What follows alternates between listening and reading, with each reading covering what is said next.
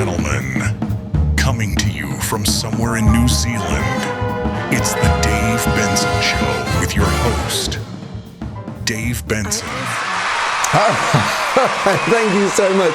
Hey everyone, thanks for watching, thanks for listening, thanks for clicking or yelling at a smart speaker until it finally gave up and played this. Now, whether you tapped a link, got tricked by autoplay, or thought this was a live monkey dancing show where I wear maracas and sing songs that make those monkeys dance, I'm really glad you're here. And I know what you're thinking. How did I get here? Honestly, we all want to know that. It's probably the same way we all got here though, by clicking one more thing. It's kind of like Pringles, but for your thumbs, you know?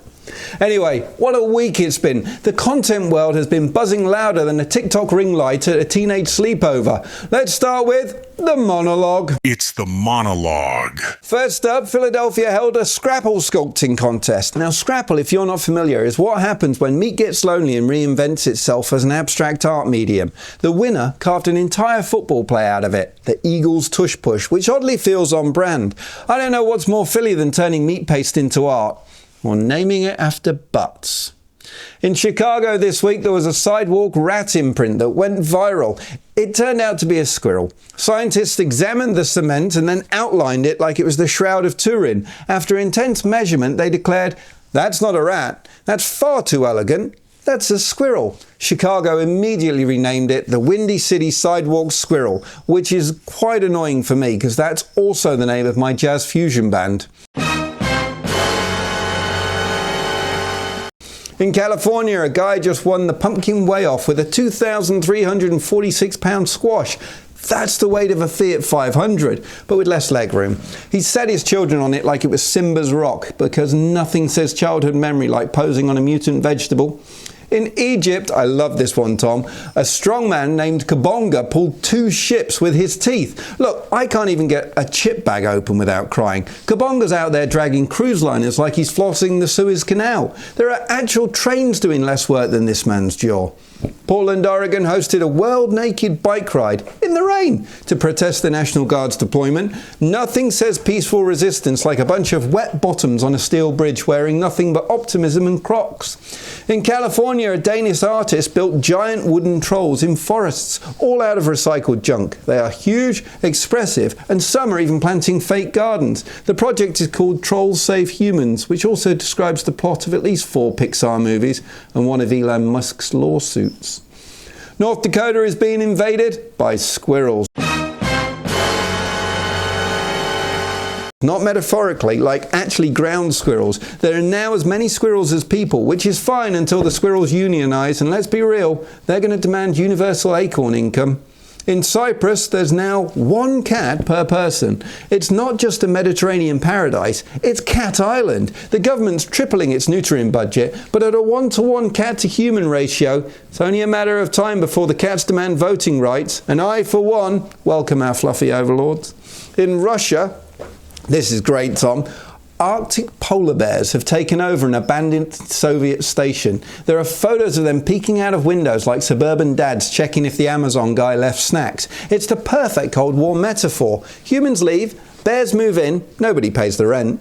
And finally, in Ghana, funerals are fabulous. People are getting buried in fantasy coffins shaped like Coke bottles, lions, fish, even aeroplanes. Because if you're going to go glam. Personally, I'd like to be buried in a giant AirPod case, preferably with Spotify still connected. Let's kick into the YouTube news.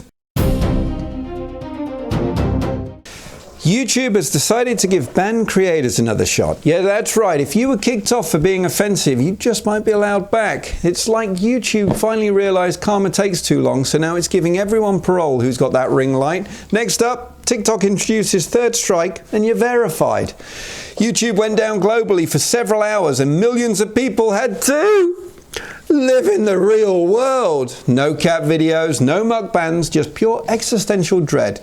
YouTube issued a playback error, which in streamer language basically means, have you tried panicking? People were so desperate they tried watching videos on Bing. Bing! Guys, this is serious. Dan and Phil confirmed their relationship. Yes, the OG duo finally said that they've been together since 2009. Fans have been waiting for this moment since the era of dial-up and side-swept bangs. It's sweet, it's sincere, and it's the first time in history that the fandom collectively said, called it. NFL Sidelines YouTuber Destroying got engaged and worked the NFL Sideline broadcast in San Paulo. That's right, he went from kicking footballs to kicking it with Kurt Warner. Meanwhile, his fiancée posted her ring and half the internet went into full CSI mode, zooming in like it was a Sapruder film. Enhance! Ned Fullman made his wrestling debut because when your career tanks over cheating scandals, the obvious next step is wrestling. He hit the AEW ring like, I can explain, and he teamed up with guys named Serpentico and Angelico, which sounds less like wrestlers and more like Instagram filter options. A Korean YouTuber got jail time for real. 8 months for doxing people online. It's a reminder that vigilante justice is only cute in Batman movies. In real life, it's called prison. The judge basically said, thanks for your views, now go reflect behind bars. So have a look at the podcast news. You know what the podcast world needed? More streaming platforms. It's a good job Spotify and Netflix have teamed up to host video podcasts starting in 2026. So now you can listen to your favourite podcast, watch it, and completely forget what sunlight is. Also, YouTube's over here like, wait, wasn't that my thing? Apple's dropped a curated spotlight on Aussie podcasters with names like Shameless Media and Hugh, Josh and Ryan. It's like a Hallmark card with headphones. If Apple really wanted to support creators, maybe let them post a 2 minute of audio without a 45-page licensing agreement. Marc Maron's finally ended WTF after 1,686 episodes. Marc finally hit the brakes with his final guest, Barack Obama, because once you've interviewed a former president, the only next step is interviewing your cat. Marc's microphone retired with him and was last seen sipping tea whilst reading The New Yorker.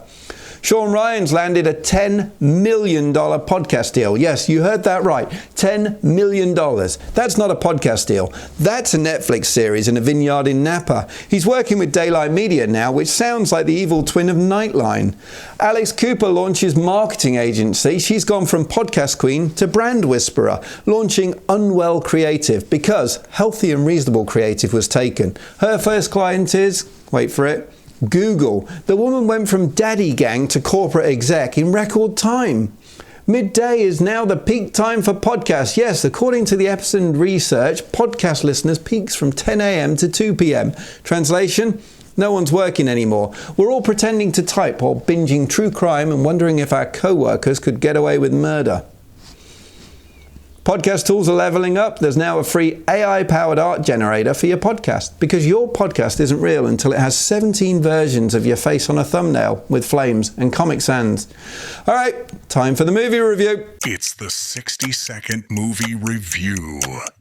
Here's your 60-second movie review because you're too busy or too emotionally unavailable to watch trailers like normal people. Let's kick off with Tron Ares. So Jared Leto's back, and this time, he's glowing red. Still confusing though. It's a Tron sequel nobody asked for, but we're all pretending we understand the lore. The visuals slap, the plot's a neon fever dream, and the dialogue sounds like ChatGPT wrote a TED Talk. Would I join the grid? Yes. Would I understand what's happening? Not even a little. Next up, we've got The Roofman. Now, this is based on a true-ish story of a guy who lived on a fast food roof for months, which is what happens when landlords charge $2,000 for a closet. Think The Terminal, but with worse plumbing and more burgers. It's weird, funny, and you'll spend 90 minutes wondering, is this social commentary or just a guy who really loves fries? One battle after another, a war movie, but make it indie and emotional. It's gritty, human, and just when you think it's over, boom, another battle. Great performances, zero chill, and at least one shot of a soldier staring into the rain like it owes him money. Bring tissues, maybe a therapist. All right, that's your 60-second movie review. Okay, that's it. You're up to speed. Multiple stories, zero Trump, multiple squirrels, one man pulling boats with his mouth, and the emotional trauma of a sculpted Scrapple. Don't forget to like, share, and subscribe, and send this monologue to your weirdest group chat. Now it's time to bring out our guest, someone who's doing serious work in the world of true crime advocacy and documentary storytelling. You're going to love this. Tom, let's roll these titles. I said I want to see the Dave Benson show, and I can't stop and never gonna let it go. I said I want to see the Dave Benson show, and I can't stop and never gonna let it go.